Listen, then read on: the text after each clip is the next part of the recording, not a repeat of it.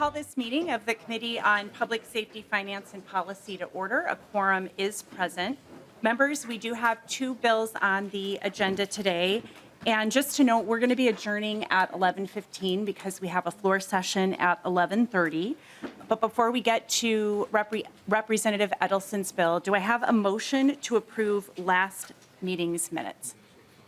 Anyone? So moved, Madam Chair. Oh, I think I heard Representative Pinto first. So Representative Pinto's motion is to approve the minutes for January 12th, 2023. Any discussion? Seeing none, all those in favor say aye. Aye. Opposed? The motion prevails and the minutes are approved. All right, our next bill is going to be House File 121.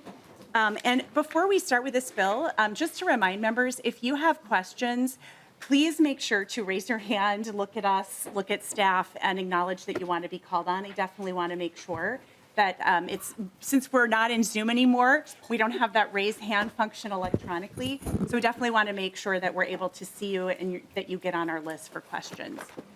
Representative Grossel, well done. That is exactly how it is done, Representative Grossel. Testing, Good job. Excellent. Well, welcome, Representative Edelson. And since you're not a member of our committee, I will move your bill. I move that House File 121 be recommended to be re-referred to the Committee on Judiciary, Finance, and Civil Law. There are no amendments to your bill, so please go ahead and tell us about your bill.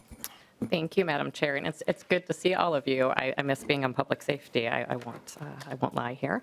House File 121. I think we all remember the last few minutes of session. Those of us that were here in the last 6 minutes of session, we passed a pretty big mental health package, and in that was this competency restoration provision that's before you today. What we have done here, there are some technical fixes within this bill.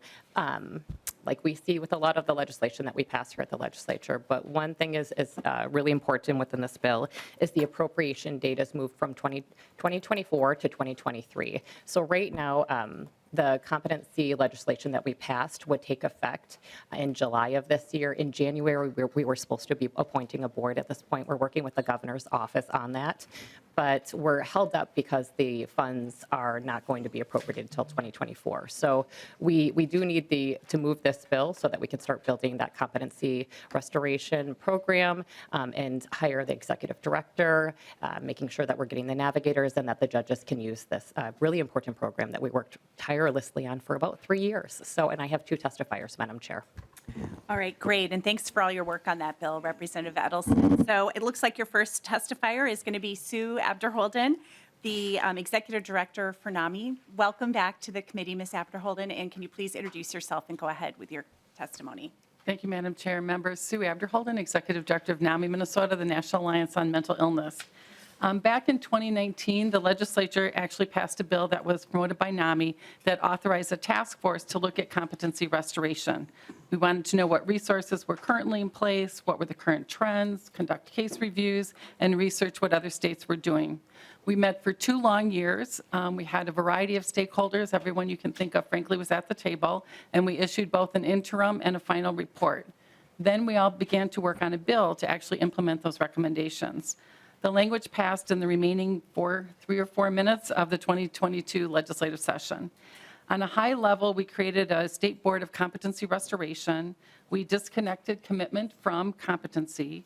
We created forensic navigators to work with people to develop bridge plans that look at housing, insurance, treatment, food benefits, et cetera.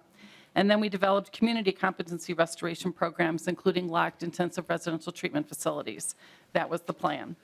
The purpose is to effectively use our resources to move people into treatment and connect them with resources and put an end to the revolving door and connect people who were deemed incompetent but not committed to services. It was truly a monumental bill. We think it's one of the broadest in the country, but like any large bills, there are technical amendments that are needed, and that's really what's before you today, and urge your support. Thank you. Thank you. And it looks like our next testifier is Ryan Flynn. Welcome to the committee. Please introduce yourself and begin your testimony. Good morning, Madam Chair. My name is Ryan Flynn. I'm a prosecutor with the Ramsey County Attorney's Office. I've been a part of the process of examining the sort of gap in legal authority to cover people who've been deemed incompetent to proceed under criminal procedure. I've been a part of that process actually since 2017 when the Minnesota County Attorneys Association got together a group of prosecutors representing all different corners of Minnesota, the metro as well as greater Minnesota. I've been a prosecutor for over 12 years, and I've done everything from speeding tickets to multiple homicides, and I can say that the gap of authority for judges to be able to order treatment and to help people regain competency affects everything from your traffic laws, your disorderly conducts, all the way up to domestic abuse, including homicides. Even since passing this bill back in the spring, there continues to be tragedies that have impacted families in the state of Minnesota because of the lack of ability for people to regain competency and be held accountable, as well as receive support so that they can be stable members of the community. So we urge the passage of this bill not only for its technical clarifications, but predominantly because of the ability to put funding towards this issue so that we can get this process going as soon as possible. Thank you. Great. Do we have any members from the public who wish to testify on this bill? All right. I'm not seeing any, so we can move on now to member questions. Representative Pinto. Thank you, Madam Chair. This is not a question. I just want to both acknowledge my colleague, Mr. Flynn, and thank him for his work. I work with him at the Ramsey County Attorney's Office, but really, I think these folks cannot be thanked enough. This is just such important work, and you've worked so incredibly hard, and led by Representative Edelson, and just thank you so much for your work, and thanks, Madam Chair. Representative Grass. Or, sorry, you raised, but you pointed. Representative Novotny. Thank you, Chairman Mueller. Thank you, Representative Edelson, for bringing this forward. I know you and former Representative Albright put a lot of work on this, and staff has done a lot of work with you on this over the summer. I really appreciate that. Having some experience working and dealing with these gap cases, it can be very frustrating, and there's obviously a need for something to be done there. My only question that I have is, it's an unspecified appropriation right now. Do we must have some framework as to how many FTEs we're going to need for this, and who will it be administered through? Representative Edelson. Thank you, Madam Chair. Representative Novotny, it was, I believe it was going to be $30 million in total that was going to be appropriated, and it was going to be approximately 10 to 11 million that would be appropriated this year to get the program started. Representative Novotny. Thank you, Chairman Mueller. Thank you, Representative. And that'll be all I have right now. Any other? Yeah. All right, anything else? Closing comments, Representative Edelson. Thank you, Madam Chair, and thank you, committee members. This is a really important piece of legislation, as Mr. Representative Pinto, my first time presenting this year, you guys, and in person. Representative Pinto and Representative Novotny said it's a really important piece of legislation. We really want to get the funds out that we can start using this program. I know our judges want to use it. I know it will help make our community members get the resources and the help they need and really protect public safety. So I urge a vote yes. All right, so I will renew my motion that House File 121 be recommended to be re-referred to the Committee on Judiciary, Finance, and Civil Law. All those in favor signify by saying aye. Aye. Opposed? The motion prevails. Thank you so much. Members, our next bill on the agenda today is House File 181, and we will be laying this bill over. We don't have a fiscal note, so we will expect to bring this bill back once there is a fiscal note. And because Representative Vang is not on this committee, I will move that we bring House File 181 before the committee, and the motion is to lay over House File 181. Welcome to the committee, Representative Vang. And before you tell us about your bill, I do believe that you have the A2 amendment. Yes, that's correct, Madam Chair. All right, so I will move the A2 amendment to put the shape in the bill that the author desires. Can you please describe your amendment to us? Thank you, Madam Chair. The A2 amendment just takes some wording and takes it into from crimes to incidents and just put it in the shape that I would like to introduce the bill as. So thank you so much for your support. Okay. All those in favor of the A2 amendment signify by saying aye. Aye. Opposed? The A2 amendment is adopted. All right, Representative Vang, please tell us about your bill as amended. Thank you, Madam Chair and committee members. I'm here today to talk about an issue that is not new to the committee, but continues to be a timely and pressing issue today. That is addressing the hate and bias incidents against our protected communities that we continue to see. We had an opportunity last year to address the rising hate and bias incidents against Asian Americans being targeted for the coronavirus, but that was missed. And even though it may seem like it's post-pandemic, many Asian Americans still feel left unprotected. The rise in anti-Asian sentiment is an example of many communities of the protected class who have and are experiencing hate and bias incidents. The Combating Hate Coalition consists of members from the Jewish community, LGBTQ, Muslim, Asian, Black, who have all contributed in the making of this bill. And I also want to recognize Representative Frank Hornstein, who spearheaded this legislation in previous years. So the three main elements of this bill consist of: one, allows for community reporting of the hate and bias incidents, and to report that to the Department of Human Rights. As we have seen during the pandemic, when the Asian American community was targeted for the coronavirus, there was no effective infrastructure in place within the state to report what was actually happening to our community. We have videos on social media, anecdotal evidence of violence, harassment, and slurs, but there is no official place to document the amount of hate and bias incidents being reported by community members. This will improve the way how the state collects and report on hate and bias incidents in order to effectively combat the rise in hate and bias incidents to marginalized communities.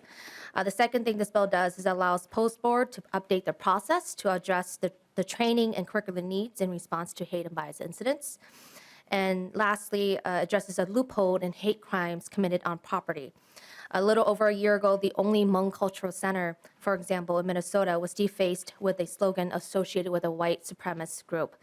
This is not the only incident, and many similar incidents of hateful messages sprayed on properties occurred over even in recent years to target certain groups of the protected class. This bill will address that all hate and bias incidents are taken seriously. And with that, Madam Chair, I will yield my time to my testifiers who will explain more about the significance of this bill. Thank you, Representative Vang, and welcome to the committee. I believe you are Beth Gender. Please introduce yourself and begin your testimony. Sure. Thank you, Madam Chair and members of the committee. My name is Beth Gendler. I'm the Executive Director of Jewish Community Action. We organize the Minnesota Jewish community alongside our multi-faith, multiracial partners for justice for all Minnesotans. When the Dar al-Farouk Mosque in Bloomington was attacked in 2017, followed by a succession of bias-motivated incidents targeting synagogues, other masjids, cultural centers, and individual members of Minnesota's AAPI and LGBTQI communities, we began conversations with our partners about how we could not only come together to support each other, but take meaningful action together to stop hate. In 2020, we formed the Communities Combating Hate Coalition, which now includes nearly 20 organizational partners. Our coalition recognizes that we need to update the laws that help us combat hate in Minnesota.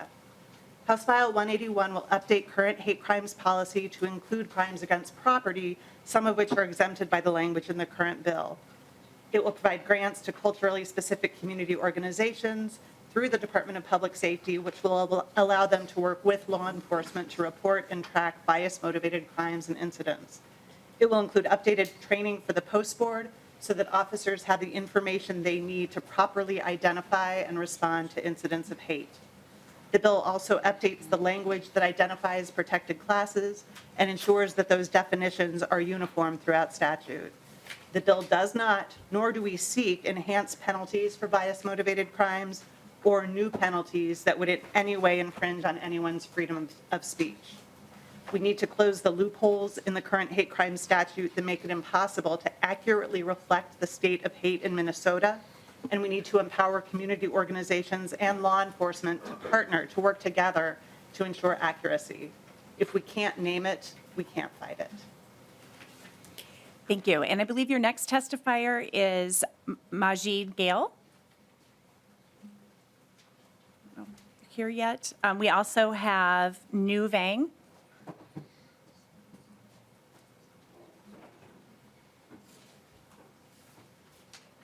Hi, welcome to the committee. Please state your name and begin your testimony.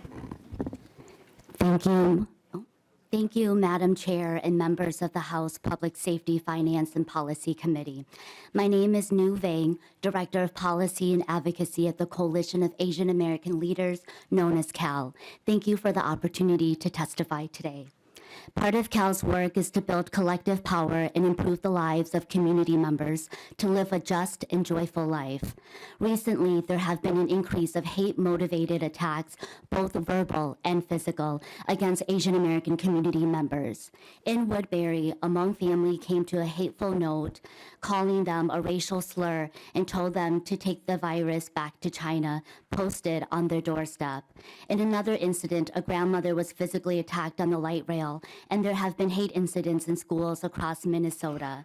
An Asian Indian student was told by his parents to go back to by his peers to go back to Mexico due to the color of his skin. And at Edina High School, there was a video of students who were doing the Nazi salute and mocking Asian Americans. In a national survey conducted by Stop AAPI Hate in 2021, 1 in 3 parents said they were concerned that their child was going to be a victim of anti-AAPI hate in an unsupervised area or on the way to school. Also, keep in mind that this could be an underestimation because victims fear retaliation or worry about rocking the boat if they speak up. These incidents have lasting impacts on victims, and they need services to support them. It's important for the state of Minnesota to be a partner with our communities to combat hate. Victims need a lot of support to deal with the lasting impacts of being subjected to hate. Thank you. Thank you. I believe Commissioner Lucero is going to testify too.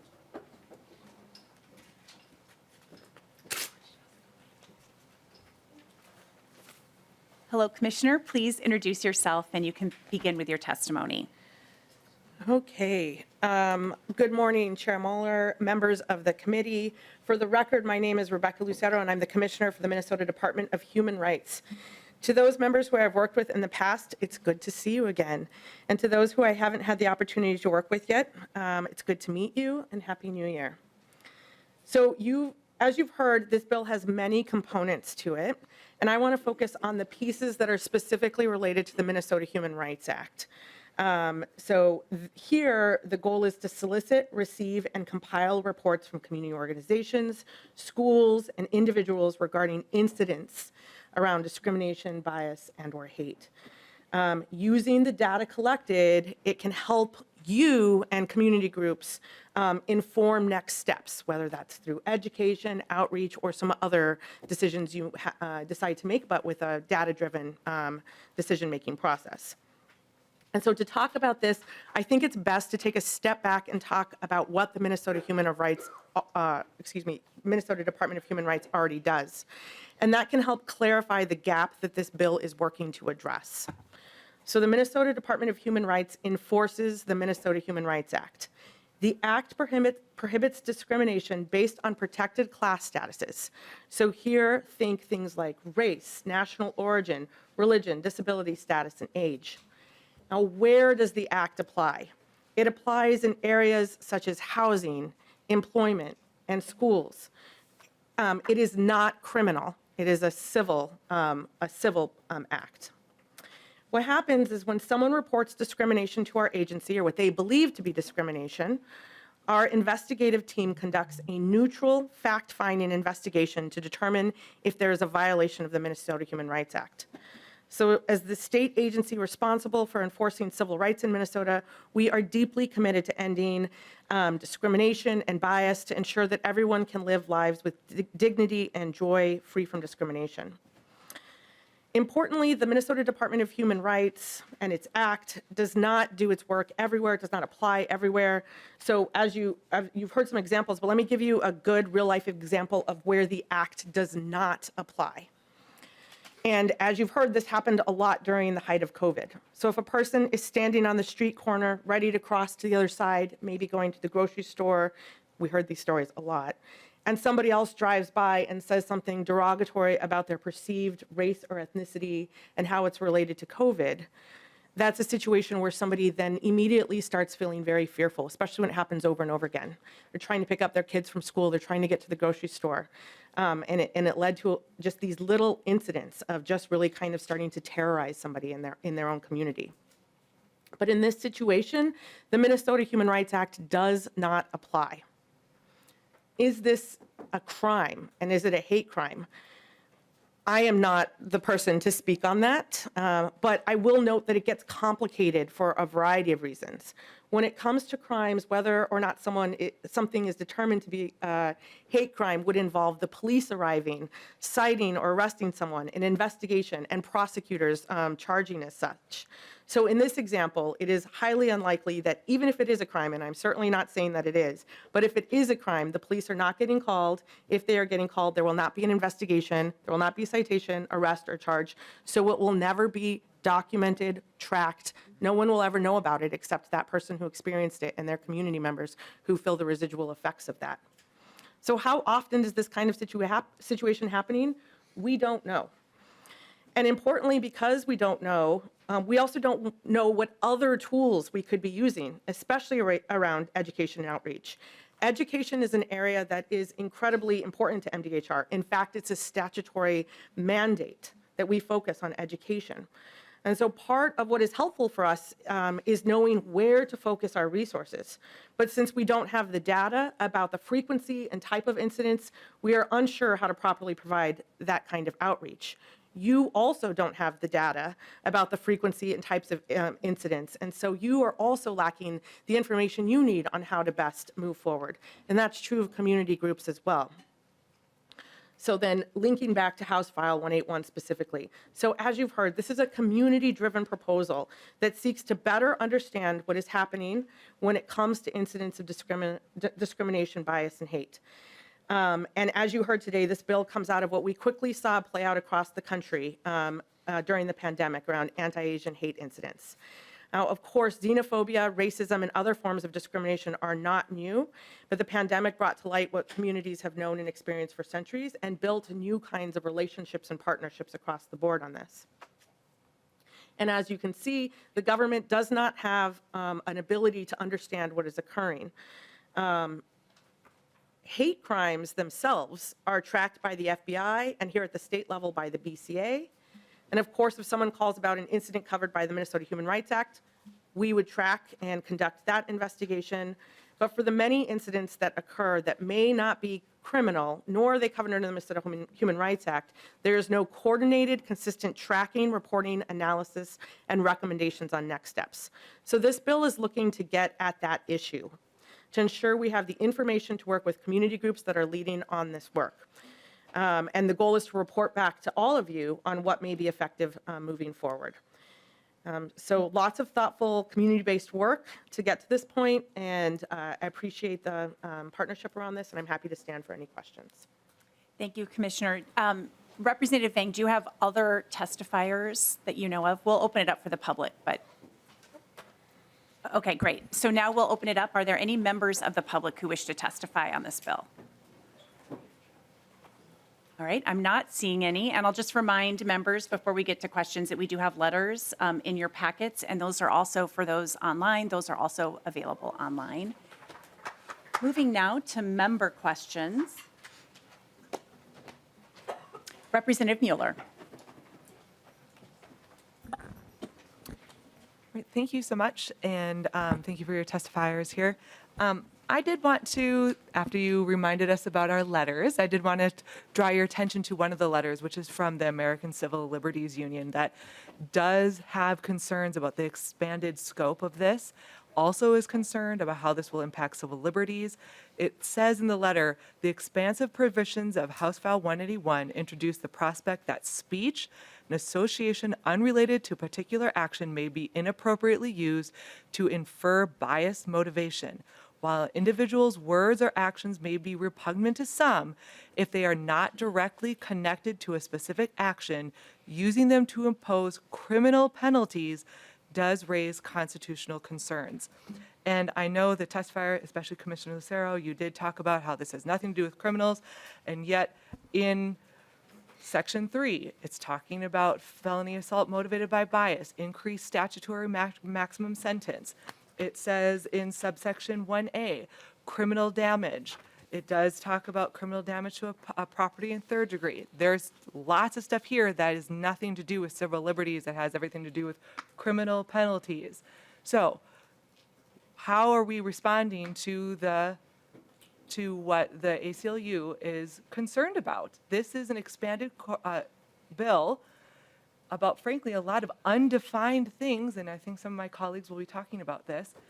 And people who are a community group that is to protect civil liberties is concerned that this will infringe on civil liberties. So I'd like to know how you'd like to respond to that, please. Representative Vang. Thank you, Madam Chair, and thank you, Representative Moeller, for your question.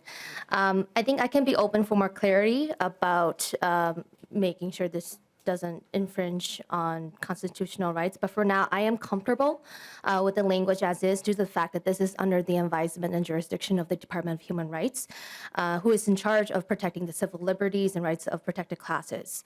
And I would just like to point out that this bill doesn't increase penalties of the crime. What it does is it addresses a loophole. I would just like to point out that these are already crimes that we know are being committed, from assaults to property damage. But there is a loophole when it comes to hate and bias incidents for certain protected classes. Thus, we miss deterring acts of hate and bias incidents equally. And so I would just like to emphasize that there's a slight clarification on that end, that it doesn't increase penalties, even if it references crimes and assaults. It makes sure that there's no loophole when there are bias incidents being committed against certain protected classes. And I'm going to, just before I see if Representative Mueller has any follow-up questions, I'll just note, too, that there are different sections of this bill. So what Commissioner Lucero was talking about was the example she gave where someone reported someone shouting out on a street. That wouldn't qualify as the criminal penalties that are in this bill, the assault and the criminal damage to property, which is definitely included in here, and you just explained. So I just wanted to be clear that people knew that there were two separate things that we were talking about.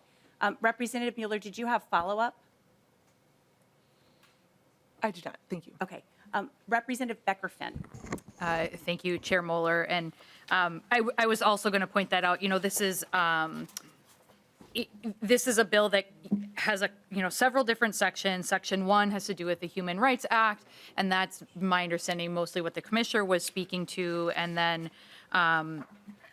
so then there's the criminal sections where we're making sure that the definitions are more in line with how we conceive of these crimes. And one thing that I wanted to bring up that I think is important is the actual or perceived language and how important that is. So as an example, I had a friend of mine who is Native and darker skinned than I am, who took the bus and was walking the 3/4 of a mile from the bus stop to my house.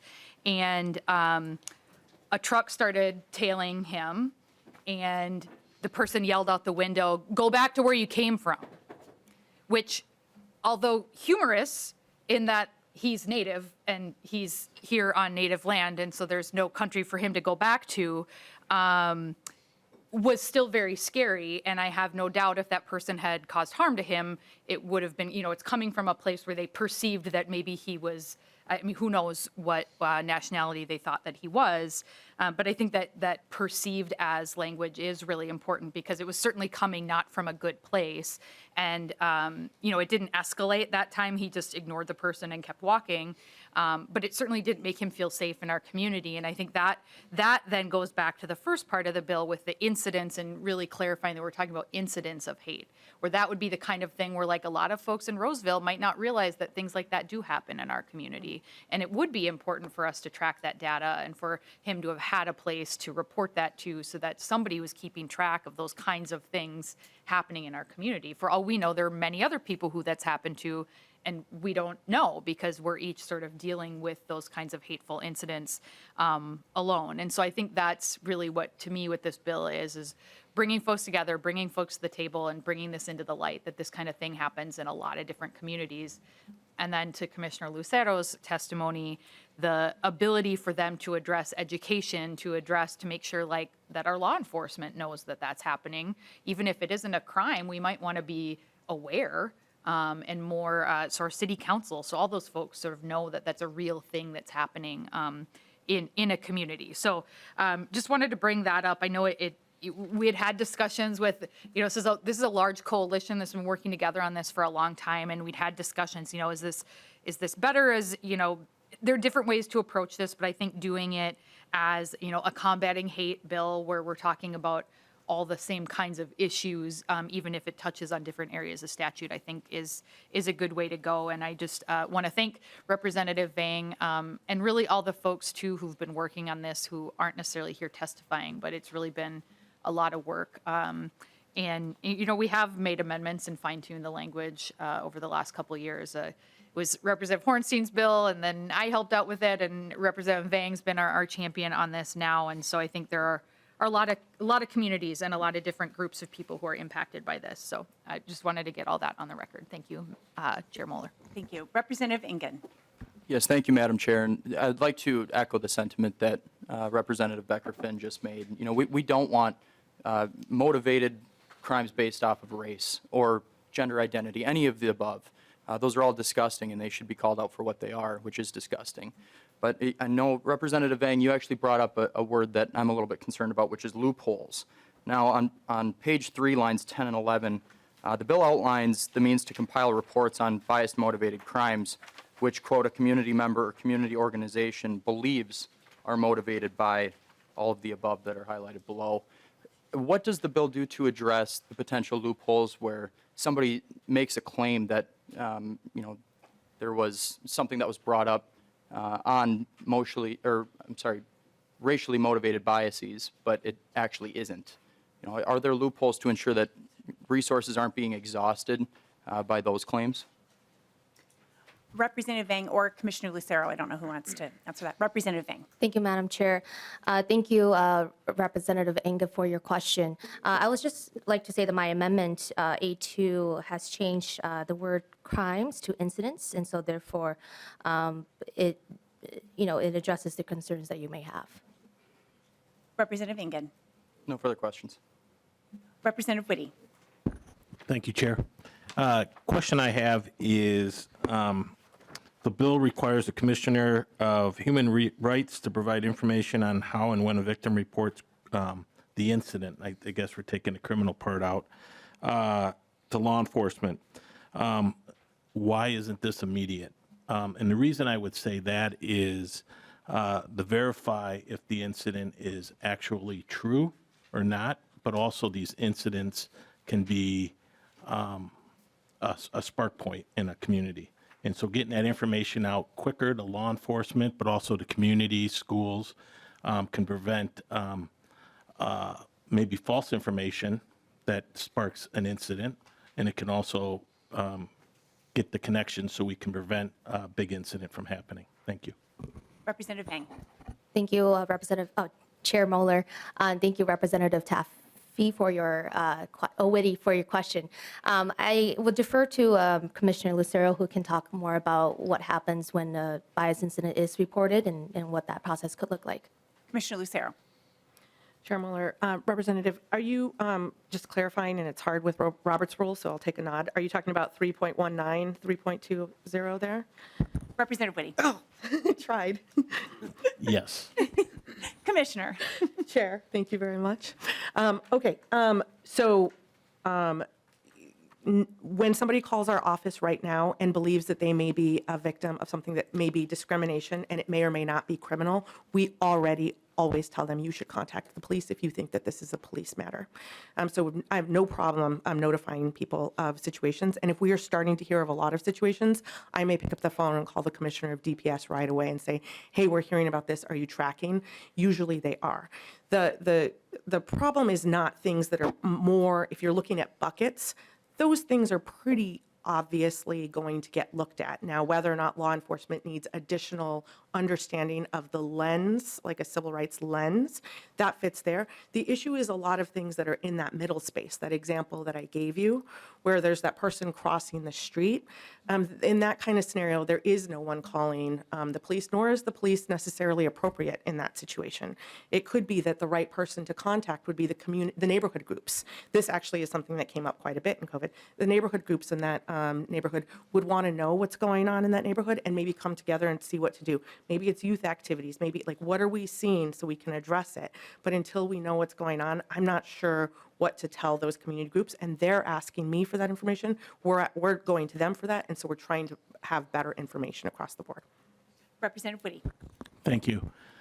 I do appreciate that because I do think it does get a little murky at times. And but the thing I would ask you to consider is, especially in law enforcement, it just takes one little incident to blow up, and it's a bigger incident, and it's how it's taken. And now you got, if that information isn't shared, it could lead to bigger things. So just to make sure that we're understanding that as we're tracking this to see how many incidents we do have, that we are definitely making sure we're preventing some stuff too. Thank you. Representative Hudson. Thank you, Madam Chair. Incidents that may not be criminal. That's what I heard.